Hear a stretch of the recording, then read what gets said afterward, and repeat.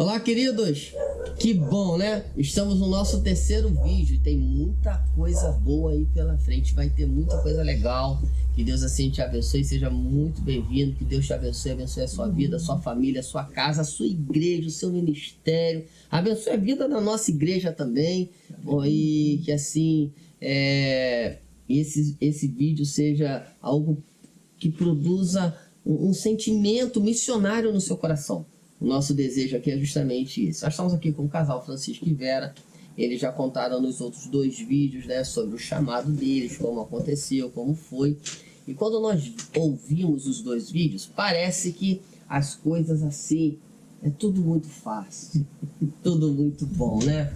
Se você ouvindo os 2 vídeos, fala assim, nossa, mas ser missionário é muito bom então. Porque às vezes, não sei se vocês sabem disso, mas tem pessoas que acham que ser missionário é viajar. É só viajar. E a viagem é só a locomoção, né? Agora, o desenvolvimento do trabalho lá é bem diferente de uma simples viagem, né? É bem árduo, é bem cansativo. Andando e chorando. Andando e chorando, né? Mas vamos contar hoje, não sobre o chamado, que já falamos isso, mas nós vamos contar aqui, no início dessa caminhada, eles tiveram algumas dificuldades e que talvez tenha até colocado dúvida, incerteza, isso eu não sei afirmar, eu estou aqui imaginando, e eles é que vão falar isso, em função dessa dificuldade. E a minha pergunta para vocês é, como que funcionou a vida, o início, quando as dificuldades chegaram, quando os problemas chegaram, quando vocês viram assim, olha, eu acho que não vai dar. Eu acho que não vai ter condição, não teremos condição financeira de ir. Teve esse momento, não teve? Como é que foi? Bem, graças a Deus que a gente sabe que Deus está no controle. Algumas palavras de incentivo, orações dos irmãos nos impulsionaram. Inclusive o projeto ID, essa missão ID, ia sempre uma vez por mês também nos ajudar lá. Fazíamos vigília de oração, evangelização na cidade, foi muito bom.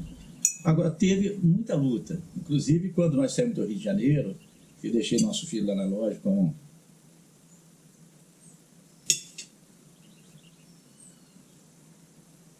gerente, no nosso lugar, eu tinha uma dívida. Não que eu tivesse devendo com o nome sujo no SPC, graças a Deus eu nunca tive, exceto uma vez que eu fui fiador de uma pessoa. Mas R$6.000 na época, que um moço que tomava conta daquela vigia nossa, o seu Francisco, ele me emprestou, falou, vou te emprestar a juros de poupança, esses R$6.000. E eu durante muito tempo não pude pagar totalmente. Eu pagava só o juros, todo mês, o juros da poupança. Então deixei essa dívida com o nosso filho. E também nos ajudou muito o pastor da igreja de Nazarena, que ficou lá com o nosso filho ajudando ele na época, pastor Fernando, uma bênção no irmão de Deus na época também, nos ajudou muito. E deixei essa dívida. E com pouco tempo, Deus abençoou o nosso filho de uma maneira tão tremenda, como ele é um homem fiel, ele é presbítero da igreja também. Em pouco tempo eu pude perceber. É uma pessoa abençoada. É verdade. Em pouco tempo eu pude perceber. Renato, tem aquela dívida com o seu Francisco que nós deixamos. Pai, eu paguei tudo, graças a Deus. Então, num período de mais ou menos 1 ano, 6 meses a 1 ano, ele tinha pago a dívida que nós deixamos aqui no Rio. Agora, lá em Igrejinha, calma aí. tivemos muita luta. Você estava há algum tempo com essa dívida. Isso é interessante. Eu não quero, gente, em momento algum aqui, trazer a ideia de que façam isso que Deus vai pagar a sua dívida. Não, tá, gente? A ideia não é essa, porque não é assim que funciona. Mas eu quero destacar algo. Você estava desenvolvendo o seu trabalho, tinha o seu chamado. E você tinha uma dívida que não estava conseguindo pagar. Totalmente não, só o juros. Só os juros. Quando você se dispôs 100% para ir para o campo missionário, teve uma reviravolta na empresa que não somente agora os juros, mas toda a dívida foi paga. Perfeitamente. Quando meu filho falou, pai, eu falei, meu filho, como é que está a dívida lá com o seu Francisco? Ele falou, pai, nós conseguimos pagar a dívida. Eu glorifiquei a Deus, falei, uma dívida na época praticamente impagável. Em 2005, R$6.000. Era um valor considerável, era um valor para pagar os juros já era difícil. Tá. Vejam só, gente. se você tem uma dívida impagável, você de repente isso aqui falha no seu coração. Eu vou pro campo missionário porque a minha dívida é impagável, será paga. Não, tá, gente, não. Esquece, tá? Não é assim que funciona, não. A questão aqui funcionou, sabe por quê? Porque quando Deus ele realmente chama, ele provê. Deus não abandona. E a gente tem a certeza do chamado, né? Verdade. Inclusive um irmão, eu tinha vários irmãos que compravam roupa lá com a gente na Fratélia Cunha de Mesquita, pastores. Um irmão me deu um livro uma vez escrito: a obra de Deus jamais faltará em recursos. Então Deus supriu de uma forma tremendamente maravilhosa. Não só nós lá no campo, mas a nossa família aqui também. Nosso filho cumpriu com êxito a missão que tinha dado para ele, de ser o gerente da loja, pago a dívida e continuou. E trabalha na loja até hoje, até né? Hoje, é. Até hoje. Até hoje. Deus é Deus. E hoje está passando aí a coroa para os filhos, né? Estou sabendo disso. Está passando a coroa. Passando que vai passar para uma das filhas. Vai assumir, se Deus quiser. Deus quiser. Muito bem, gente. Sabendo disso tudo, eu queria fazer uma pergunta para vocês. Onde foi o primeiro trabalho que vocês efetivamente começaram a caminhada de vocês com esse chamado missionário? Qual foi a primeira igreja que vocês chegaram? Foi plantação? Foi revitalização? O que foi? E como foi? Como isso aconteceu? Bem apesar. Gente, só para explicar, né? Plantação é você iniciar uma coisa onde não existe nada. Revitalização é quando você chega em um campo e ali a igreja ela está passando por algumas dificuldades, está passando por algumas situações, não consegue encaminhar, e aí você vai revitalizar o campo, e aí a obra ela vai fluir com mais naturalidade, com mais alegria. Essa é a diferença entre plantação e revitalização. Com respeito a Iracema, depois a gente vai falar sobre isso, inclusive da luta que nós tivemos lá. Inclusive, sim. Mas não foi a primeira igreja. Não. Então, quando a gente chegar lá... Na realidade, nós trabalhamos em Nilópolis, ajudando ali na congregação do Cabuís. E também trabalhamos em Cabo Sul. Na realidade, quando nós começamos ali em Cabo Sul, o trabalho era feito na casa da nossa irmã Cotinha, um trabalho presbiteriano ali em Cabo Sul. Cabo Sul, Rio de Janeiro. Rio de Janeiro. Maria de José, depois... Cabo Sul fica onde? Cabo Sul fica em Nova Iguaçu, no quilômetro 42. Entre Itaguaí, né? Entre Itaguaí e Nova Iguaçu. Então, nesse momento, nós não estamos falando de missões fora. Revitalização. Nós estamos falando de missões urbanas. Exatamente. Olha que coisa legal, gente, tá vendo? Isso nos leva a entender que para ser missionário você não precisa ir para um outro estado. Você pode ser missionário aonde você mora. Missões urbanas. Vamos lá. Verdade. Então, aí a gente estava lá participando da igreja de Mesquita e tinha esse trabalho, um ponto de pregação na casa do nosso irmão José e Maria, lá em Cabo Sul. E depois foi para a casa da Cotinha, que era filha de José e Maria. E então não tinha nenhuma igreja presbiteriana lá e também não tinha um trabalho implantado. Aí eu senti o desejo de começar um trabalho, revitalizar esse trabalho já iniciado, adquirindo um lote na beira da estrada em Cabo Sul. Você estava tirando o trabalho de um lugar escondidinho e trazendo para uma evidência. Isso é uma estratégia de marketing muito boa, né? Por que eu fiz isso? Porque apareceu uma senhora querendo vender um lote. Na época era um lote chamado, como é que diz? Posse. Uhum. Foi R$800 que a gente comprou na época. Mas como adquirir esse dinheiro para comprar esse lote para começar a igreja em Cabo Sul? O que aconteceu foi o seguinte: nós recebemos uma encomenda dos bombeiros na época, bombeiros lá de Niterói, 70 fardas para fazer. E na época essa farda era feita na loja de Caxias. Nosso tio Geto, tio da Vera. Na ofertaria Cunha de Caxias. E na época deu R$7.000 essas fardas. R$7.000.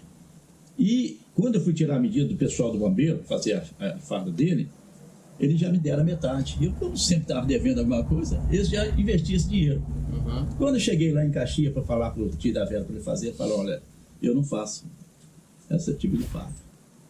Eu falei, meu Deus do céu, o que eu vou fazer? Eu já peguei a metade, já gastei e fiquei de entregar dentro de um mês essas fardas. E eu não sei o que vou fazer. Aí comecei a desesperar. Fui para dormir, à noite eu não dormia. Falei, meu Deus, o que eu faço? Eu não tenho como, eu tenho que dar a palavra, meu tio não vai fazer essas fardas para mim. Aí Deus falou comigo, sobe ao monte. Já viu o presbiteriano subir monte? De madrugada ainda, lá em Mesquita, subi aquele monte de Achatuba, lá em cima, Monte Horebe, tem um Monte Horebe do Concerto. Mas Deus mandou, eu fui. Aí subi o monte, de madrugada, a Vera não sabia de nada disso. Aí, na metade do monte, veio uma pessoa correndo. Aí perguntou a mim, você vai subir o monte? Falei, vou. Falou, a gente se encontra lá para orar. Tá bom. Quando esse rapaz, na metade do monte, subiu do monte lá do Concerto, em Mesquita, falou comigo, Deus me deu na hora o que eu ia fazer. 70 fardos, o que eu tinha que fazer? Eu mesmo podia mandar cortar uma de guia, botar uma em cima da outra e cortar as outras. Eu mesmo fazer o molde. Eu não pensei nisso. Mas você já cortava as peças nessa época ou ainda não? Farda não. Farda não, né? Só calça. Porque o corte é totalmente diferente. É diferente. Tá bom. Só as calças que ele... Rapaz, Deus me deu a solução. E eu estava na metade do monte, um pouquinho mais à frente. Agora, deixa eu fazer uma pergunta, foge um pouco de missões, mas, por exemplo, existem tamanhos diferentes. Exatamente. Eu pedi para cortar um 48, um 50, um 52 e um 54. Ah, entendi. Todos os 48 eu botava ali. Pois bem, na metade do monte, na subida, Deus me deu a solução. Faz assim, pede para cortar uma, você mesmo corta, a sua esposa, que é a costureira, costura a farda e você faz. Aí tá bom, já resolveu o problema, vou descer o monte. Opa, peraí, o rapaz falou comigo que a gente ia se encontrar lá em cima, passou correndo, eu fui devagar e o rapaz correndo. Vou lá falar com ele, que eu falei que ia orar com ele em cima. Tinha alguém lá em cima, irmão? Ninguém. Eu não tava. Ninguém estava lá em cima. Eu orei, agradeci a Deus, voltei. Falei com a minha esposa, a princípio ela também ficou, olha, não vou fazer, não tenho costume de fazer essas fardas, faço de mulher, mas de homem é difícil e tal. Mas vamos tentar. Ela estava precisando de um aparelho 3 em 1 na época. E você ainda não comprou esse aparelho para mim? Falei, vou fazer o seguinte. Vou comprar um 3 em 1. Seria um 3 em 1, era toca-disco, toca-fita e rádio. O vinil, né? Vinil, a fita e rádio AM, FM. Aí foi isso que Deus fez. Aí eu levei pro irmão Rubem, na época, diácono da Assembleia de Deus, ele cortou, ele era alfaiate, fazia roupa pra marinha, muito bem. Ele cortou um molde para cada um, eu mesmo cortei. Levamos 3 dias costurando, virando noite e dia para conseguir entregar a farda e entregamos. E com o dízimo dessa, lembra que foi 7 mil. 700 reais o dízimo. Aí juntei mais 100 e comprei o lote da igreja presbiteriana em Cabo Sul, que hoje está lá com o nosso irmão. Uma igreja linda, Corme Moreno. Rapaz, olha, nós estamos falando aqui da revitalização com o nascimento em um novo local da IPB de Cabo Sul. Cabo Sul. Olha que hoje coisa o pastor legal. lá, Corme Moreno e Celina também. Tem feito sua um esposa. lindo trabalho lá. Deus seja louvado. Eu acho que eu vi alguma foto de vocês recentemente lá em Cabo Sul. Foi isso mesmo? Ou eu estou enganado? Esse mês passado, eles completaram não sei quantos anos de organização. Ano passado nós estivemos lá. Foi ano passado? Então foi ano passado dessa foto que eu vi de vocês.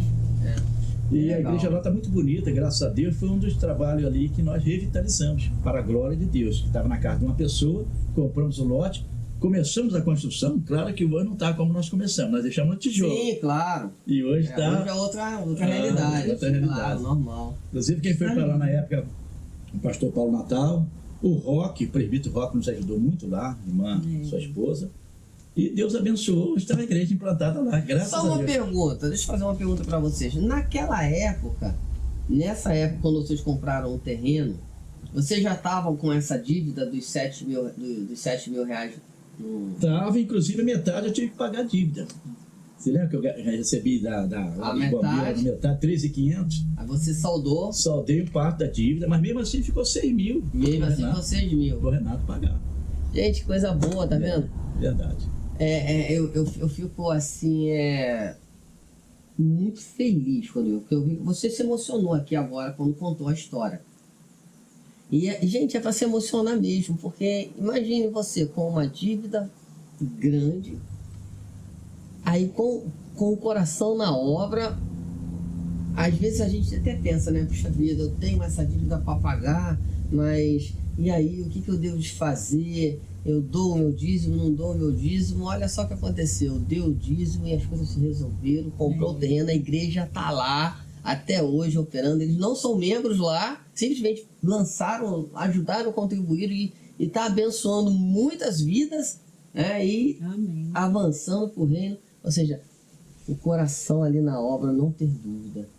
Inclusive nessa época, na última noite que nós tivemos virando para fazer as fardas, para entregar a bandeira em tempo hábil, que tinha lá uma comemoração, o nosso querido pastor Santino, né? Hoje ele é alfaiate presidente, né? Santino Gonçalves.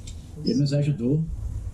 Na época eu dei um fusquinha para ele, eu tinha um fusquinha velho. Santino, ele é alfaiate também? Alfaiate. Ele é alfaiate do nosso presidente. Do atual presidente? É ele que faz os ternos do presidente? Mais novo. É o seu irmão? Que Ele legal! nos ajudou lá a concluir Virou a noite com a gente. essas costuras da farda. Essas fardas? Ele foi lá, ajudou? Ajudou. Aí tinha um fusquinha velho. gente. E eu quero fazer uma observação. Ele também nos ajudou muito nessa obra missionária, viajando. Ele também, na época, ele ainda tem ainda um projeto, só que agora ele está mais pro lado de Brasília, né? Mas ele tem um projeto chamado também é isso. Grupo IT, lá na Monte Santa Marta, em Belfort Roxo. E ele faz um trabalho lindo também. Santino Gonçalves. Santino Gonçalves, Deus te abençoe, querido.